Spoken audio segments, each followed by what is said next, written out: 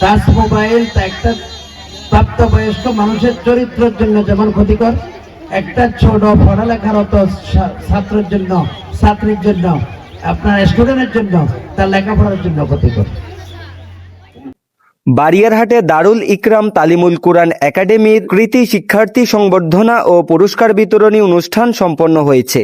শনিবার সকালে মাদ্রাসা প্রাঙ্গণে আয়োজিত এই অনুষ্ঠানে মাদ্রাসার পরিচালক হাফেজ মাওলানা মুরাদুল ইসলাম ও হিফজ বিভাগের শিক্ষক হাফেজ আবু বক্করের যৌথ সঞ্চালনায় সভাপতিত্ব করেন মাওলানা নুরুল করিম। অনুষ্ঠানে প্রধান অতিথি হিসেবে উপস্থিত ছিলেন তেমুহানি আজিজুল উলুম মাদ্রাসার প্রিন্সিপাল মাওলানা জমির উদ্দিন। প্রধান আলোচক হিসেবে বক্তব্য রাখেন ছুটিখা জামে মসজিদের খতিব মাওলানা নুরুল আলম তহিদি।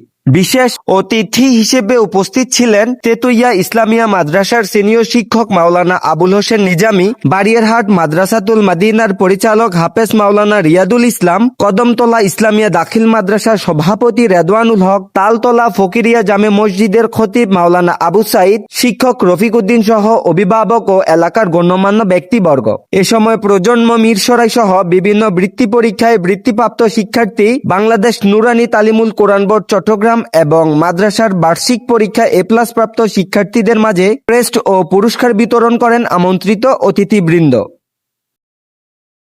আপনাদের ছেলের সন্তানদেরকে পড়ালেখায় যদি মগ্নতা করতে চান, ভালো ছাত্র ছাত্রী হিসেবে যদি গড়ে তুলতে চান, কমপক্ষে টাচ মোবাইল থেকে আপনারা দূরে রাখতে হবে।